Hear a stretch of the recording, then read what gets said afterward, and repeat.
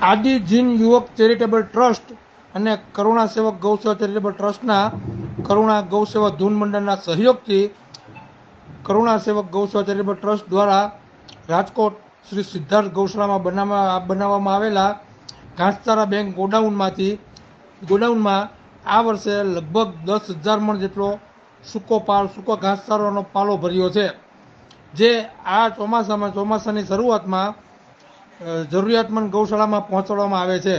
આ વિડીયોમાં તમે જોઈ રહ્યા છો અલગ અલગ ગૌશાળાના ટેમ્પો આ ઘાસચારા બેંક ગોડાઉનમાં આવી અને સૂકો ઘાસચારો ભરી જઈ રહ્યા છે. આ જ રીતે વર્ષો આ ઘાસચારા બેંકમાંથી સૂકો ઘાસચારો ભરી અને જરૂરિયાતમંદ ગૌશાળામાં પહોંચાડવામાં આવશે.